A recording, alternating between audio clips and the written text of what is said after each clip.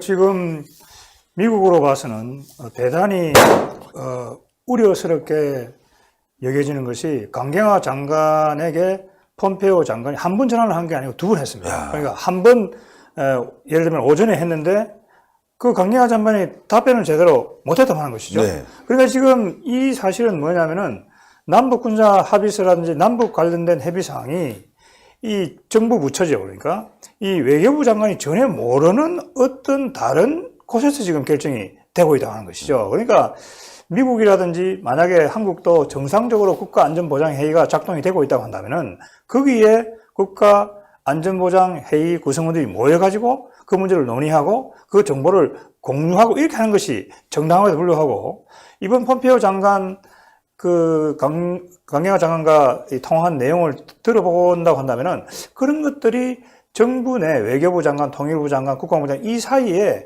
공유가 되고 있지 않다고 하는 것이 우선 확인이 되고 있는 것 같습니다. 그러니까 그 설명이 충분치 않으니까 이 폼페이오 장관이 그 통화를 한 번도 또 강경화 장관에게 통화를 했다고 하는 것이죠. 그래서 그러한 이 남북 군사 분야, 그 다음에 철도 연결 이런 착공식 이런 것들은 분명히 유엔군 사령부가 지금 담당하고 있는 정전협정을 위배하는 것이고 그 다음에 유엔과 국제사회가 북한에 대해서 가하고 있는 제재안을 위반하는 것이다. 그러니까 이런 것들을 한국 정부가 어떻게 미국과 협의 없이 할 수 있느냐. 그러니까 아까 실장님께서 말씀하신 대로 9월 18일 그 남북 공동 합의서가 발표된 이후부터는 미국이 이렇게 해서는 안 되겠다. 지금부터는 이걸 한국을 그대로 내버려 두어서는 안 되겠다. 너무 이거는 심하게 나간다. 그러니까 여러분 잘 아시다시피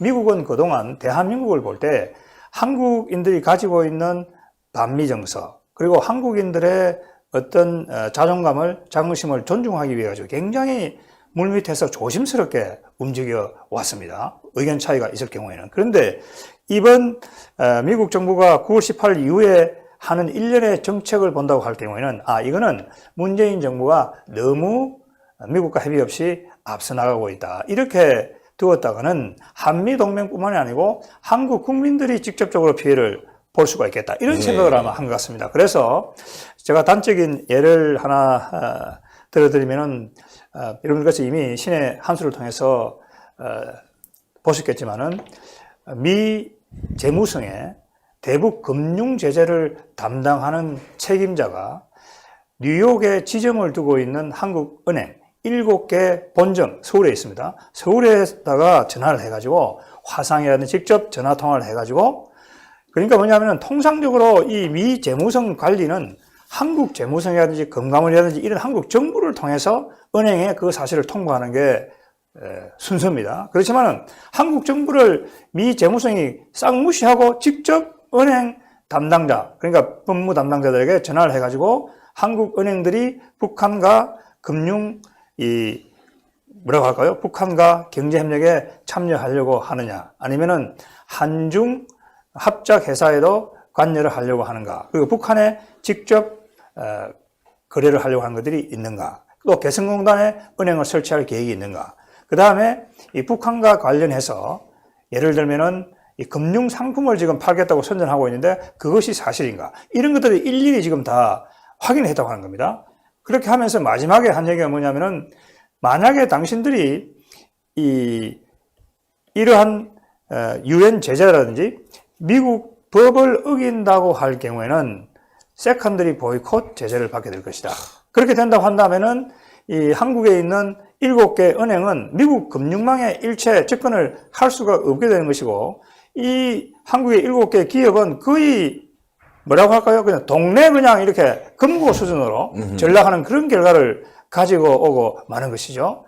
그러니까 지금 이 방송을 들으시는 분들께서도 잘 생각을 하셔야 되는 게 이 지금 한국 정부가 이 미국이 한국은행에 대해서 가할 수 있는 제재 조치를 보호해 줄 수 있는 그런 장치가 없다고 하는 것입니다. 그래서 지금부터 우리 한국의 예금주라든지 투자자들이 이런 문제를 스스로 예의주시하면서 자기 예금이라든지 또 자기의 투자 금액이라든지 그다음에 자기의 어떤 금융과 관련된 것들을 스스로 이제는 보호해 나갈 수밖에 없다. 그래서 우리 국민들이 지금은 조금 시간이 없다고 하더라도 이런 방송이라든지 또 신문이라든지 이 은행 그다음에 북한과 관련된 제재와 관련해서는 조금 더 신경을 쓰는 게 필요하다 이렇게 생각이 됩니다. 아, 정말 큰일인데요. 진짜 말씀하신 대로라면은 국내 은행들이 미국과 거래를 못하게 되고 달러를 돌리지 못하게 된다면 뭐 동네 그냥 금고로 바뀌는 사금융으로 바뀌는 그런 일이 발생된다면 뭐 대한민국 경제 엄청난 타격이 올 텐데, 그런데 이 미국 측의 재무부가 우리 국내 은행에 컨퍼런스 콜을 건 그 정황들이 말이죠. 네. 굉장히 미묘했다 이런 얘기가 있습니다. 네.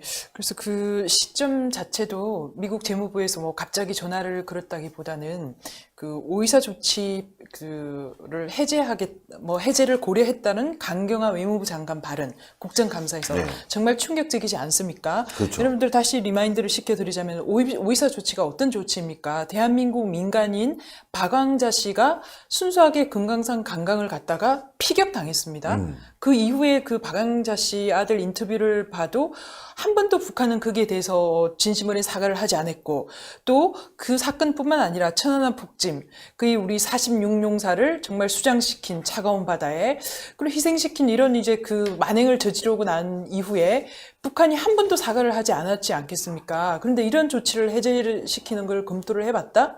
이게 도대체가 어느 국민이 받아들일 수 있으며, 사실 또 오이사 조치 같은 경우에는 실질적인 그 제재 내용이 그 국제사회의 유엔 제재, 또 미국 제재하고 중복되는 부분이 많습니다. 그래서 미국 입장에서는 이러한 발언을 보고, 그러면 한국이 마음대로 제재에 구멍을 낼 경우, 그 또 미국의 그런 국제 공조라든지 이러한 것들이 또 실효성을 거두기 어려운 상황이 될 수도 있지 않겠습니까?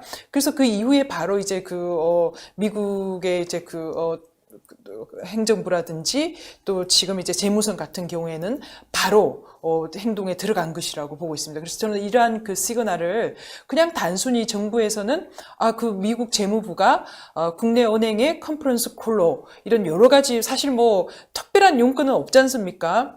그냥 앞으로 미래에 대해서 어떻게 할 거냐, 뭐 이런 개성공단의 은행을 다시 이제 열 것이냐, 아니면은 금강산의 농협 같은 경우에는 다시 지점을 개설할 것이냐, 뭐 이런 통상적인 질문에 관해서 정부는 일상적인 업무라고 이야기를 했지만은 아닙니다. 신문 보도를 보니까 실제로 그 인터뷰에 응한 그런 이제 은행 관계자들 이야기를 들어보면 정말 놀랬다는 거 아니겠습니까? 네. 정말 비유를 어떻게까지 하냐면 저승사자가 이렇게 전화를 한 것처럼 아주 이제 엄중한 그런 상황에서 여러 가지 질문을 꼼꼼하게 했고, 특히 이제 각 은행들에서는 부행장급이 이제 대응을 했지만은 정말 전부 후무한 일이었기 때문에 어떻게 보면 은행이 정말 하루아침에 문을 닫을 수 있는 상황 아니겠습니까? 대답 그렇죠. 한번 잘못하면.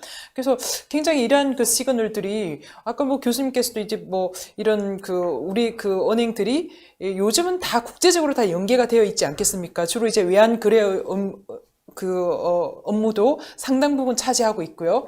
그러면 은행 하나가 파산된다고 하는 것은 단순하게 그 은행만 망하는 게 아니라 그게 파급 효과가 엄청 날 것입니다. 그래서 지금 이제 우리가 방코델타 아시아은행이라든지 과거에 그런 이제 세컨더리 보이콧에 의해서 타격을 받은 은행들을 이야기하지만은 최근까지도 그 라트비아의 한 은행이 그런 북한과 거래하는 그런 이제 회사와 동거래를 지원했다는 그런 의혹만으로 세컨더리 보이콧을 받아서 2주 만에 문을 닫아버렸습니다. 그래서 지금 현재에도 미국의 그런 제재, 세컨더리 보이콧은 전 세계적으로 지금 이제 제재를 받는 그런 이제 상황이기 때문에 한국이라고 예외가 절대 없습니다. 지금 또 일각에서는 아니 우리가 한국과 미국이 동맹인데 과연 미국이 한국 은행에 이렇게 한번 파산을 시키면 세컨더리 보이콧을 가하면은 한국에 미치는 경제적인 영향이 어마어마할 건데 과연 할 것이냐, 이런 시각도 있겠지만은 아닙니다. 미국은 굉장히 단호하지 않겠습니까?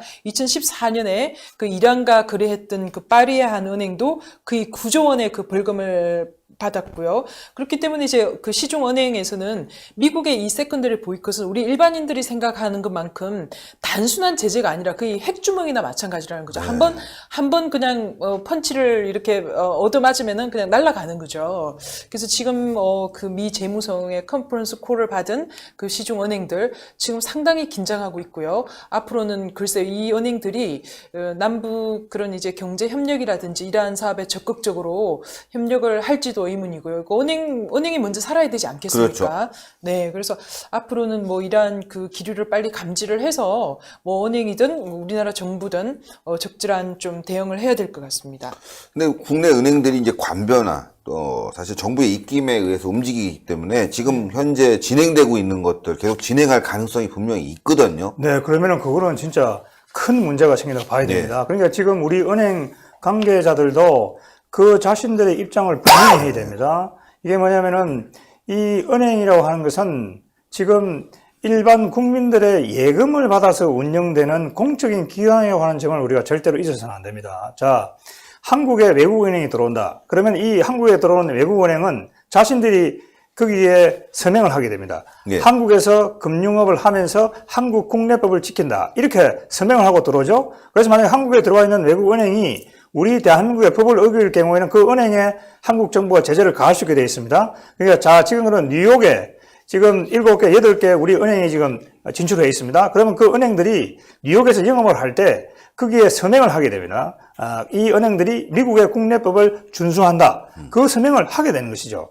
그렇게 해가지고 이 지금 한국의 은행들이 미국의 유명한 시티은행이라든지 JP 모간이라든지 또 한국에는 잘 안 알려있지만 웰스파고 이런 데 지금 자신들이 따로 금융 계좌를 개설을 해두는 겁니다. 개설을 해가지고 거기다 돈을 넣어가지고 우리 한국의 뉴욕에 있는 지점들이 운영이 되는 것이죠. 근데 만약에 이 미국 재무부가 판단했을 때 한국의 7개 은행이 미국 국내법을 어겼다. 그리고 유엔 제재를 어겼다고 판단될 경우에는 이 지금 미국에 개설되어 있는 은행들, 한국 은행들의 금융 계좌를 동결시켜버리는 것이죠. 그러면은 이 한국의 은행들이 일체 돈을 빼고 이렇게 또 넣고 이 금융 거래가 일단 되질 않는 것이죠. 그렇게 된다고 한다면은 우리 기업이라든지 이 개인 예금자라든지 투자자들에게는 상상할 수 없는 그런 피해가 간다고 하는 것이죠. 조금 전에 실장님께서 말씀을 하셨지만은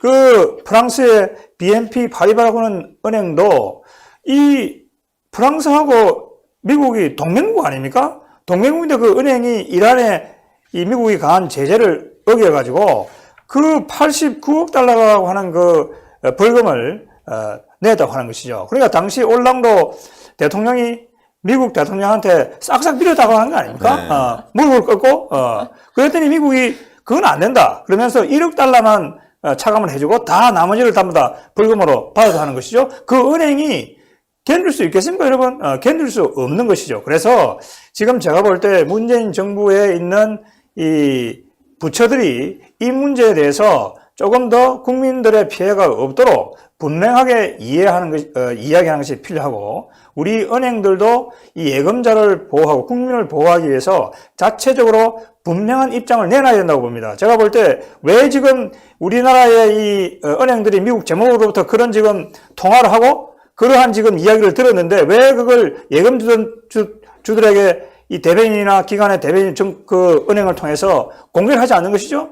잘 대처를 하고 있다. 이렇게 예금주들의 어떤 그걸 보호하기 위해서라도 자기들의 입장을 내놔야 되는 거 아닙니까, 지금? 왜 지금 시시하고 있는지 이거 도대체 우리가 지금, 알 수가 없는 것이죠. 그리고 나중에 이 예금주들이나 일반 투자자들이 피해를 본다고 한다면 그 은행이 어떻게 나중에 책임을 진다고 하는 것이죠. 그래서 제가 볼 때는 지금 우리 국민들이 이 정부보다는 자기 스스로 정보를 취합을 하고 듣고 이 자기가 가지고 있는 금융 자산에 문제가 없는지를 점검해 나가야 된다 이렇게 지금 생각합니다.